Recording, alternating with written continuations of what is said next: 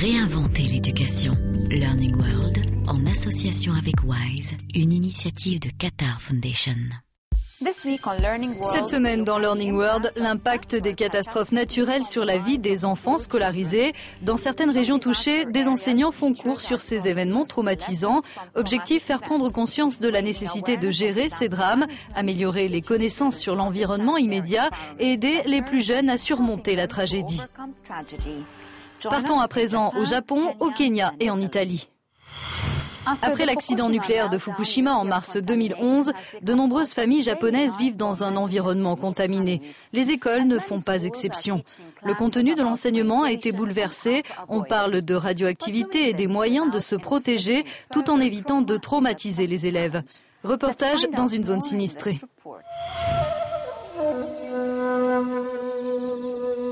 Minamisoma, à environ 20 km des ruines de la centrale nucléaire de Fukushima. Aux alentours du site, la radioactivité atteint encore des niveaux élevés. Mais dans cette ville, les dosimètres affichent en moyenne 0,4 microsieverts par heure, une quantité non dangereuse d'après les autorités. Ici, malgré le beau temps, les activités sportives des jardins d'enfants se font à l'intérieur pour protéger au maximum les tout-petits. On s'efforce de soutenir les gens dans leur vie quotidienne. Ils doivent travailler et la mission des enseignants, c'est de prendre soin de leurs enfants et de faire en sorte qu'ils se sentent en sécurité. Pour nous, c'est vraiment important. Si les parents inquiets s'informent sur la radioactivité grâce aux médias, les enfants, eux, sont soumis à des bribes d'informations qui peuvent les angoisser. S'ils nous posent des questions, on leur répond. On leur parle du danger, de la peur. À partir de l'âge de 5 ans, ils commencent à comprendre. Mais au jardin d'enfants, on ne leur donne pas de détails sur la radioactivité.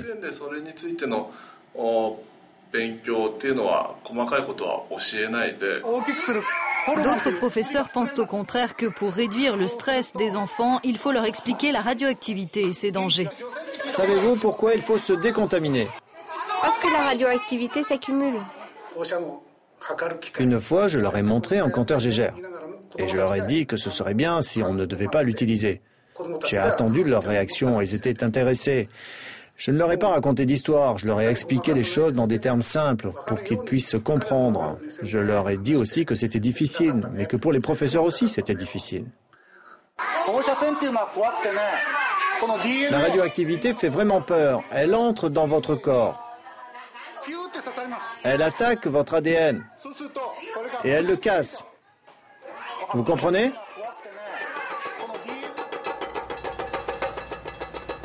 Le gouvernement a entamé la décontamination des espaces de jeu et des cours d'école de la ville. Un jour, les enfants ne seront plus obligés de jouer à l'intérieur. À Minamisoma, comme dans d'autres secteurs exposés, les plus jeunes sont en train d'endurer les moments probablement les plus difficiles de leur vie. Leurs enseignants tentent d'éduquer les citoyens vigilants de demain et de ne pas sacrifier leur enfance. Au Kenya, la sécheresse frappe quasiment tout, les moyens de subsistance, qu'ils soient alimentaires ou financiers. Ali fait partie de ceux dont la vie a basculé. Il a dû quitter sa région et vit aujourd'hui dans des conditions très précaires, mais il continue de croire que l'éducation permet de se construire une vie meilleure.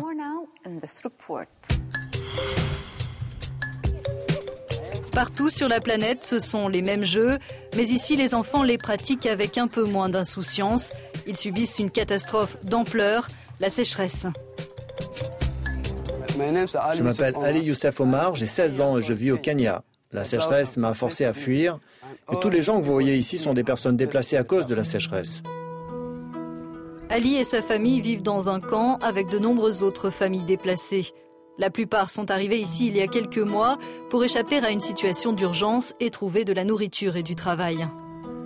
Ce sont les dernières chèvres que nous avons. Comme vous pouvez le voir, il n'y en a que 3, alors qu'avant la sécheresse, on en avait plus de 200. Du carton trouvé dans des poubelles, c'est tout ce qu'il reste à Ali pour sauver les dernières bêtes de sa famille. Et elles ne sont pas les seules à souffrir de la famine. Les conditions de vie sont terribles pour les gens ici. Tout ce que nous mangeons, c'est de la bouillie de céréales. Je souffre parce que ma famille a faim et que je ne peux rien faire contre ça. Voici ma maison, je vis ici avec ma mère et mes 5 frères et sœurs.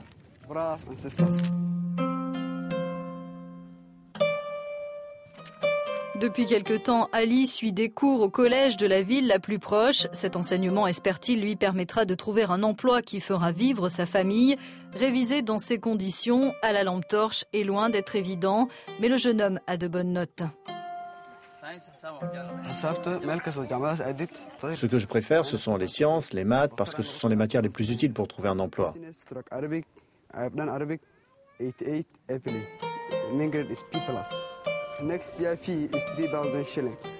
C'était ma famille qui payait mes frais de scolarité, qui payait pour le bétail. Maintenant, je ne sais pas qui va payer pour ça.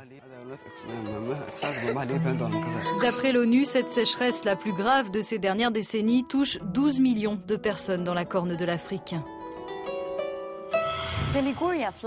Les inondations en Ligurie à l'automne dernier ont poussé des enseignants à faire étudier à leurs élèves les causes de la catastrophe. Ils mènent des expériences sur le terrain. L'idée, c'est de leur en apprendre plus sur leur environnement et de les sensibiliser à la prévention de telles catastrophes. En octobre dernier, la côte ligurienne entre Gênes et La Spezia notamment a subi des inondations meurtrières. Les boues ont ravagé des villages entiers, dont la région des Cinque Terre, classée au patrimoine mondial de l'UNESCO.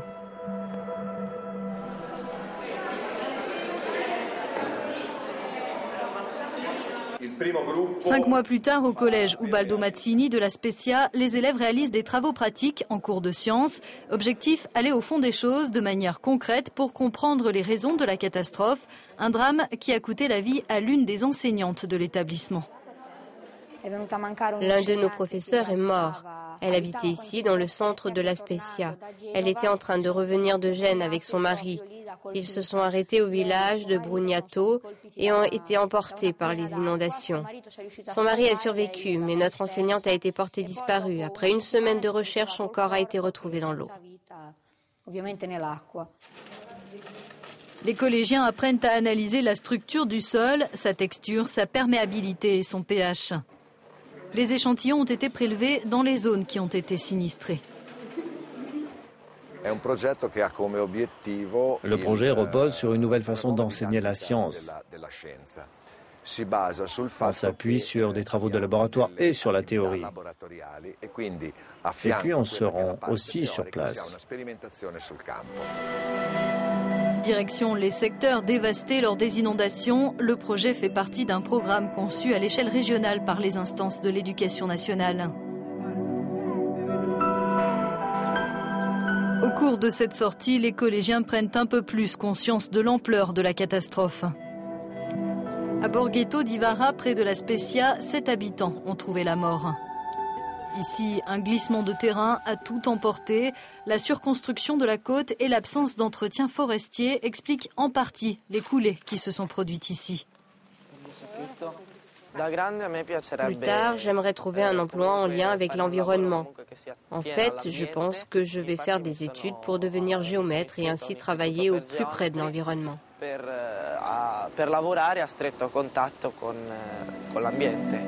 Près de Borghetto, la classe se rend sur un site dont la construction est controversée. Ici, un centre commercial doit voir le jour, ainsi que de nombreux bâtiments. Mais pourquoi veulent-ils construire ça ici si on est dans un secteur à risque? C'est une excellente question, Filippo. Ils ont conclu qu'il y avait un risque en se confrontant à la réalité du terrain avec cette inondation. Et donc, ils vont probablement y réfléchir à 2 fois. La construction de ce centre commercial est aujourd'hui suspendue de façon temporaire. Pour prévenir les catastrophes naturelles et leur lot de dégâts, la formation des plus jeunes est indispensable. Les sensibiliser aux questions environnementales permettra d'éviter qu'ils ne répètent les erreurs de leurs parents.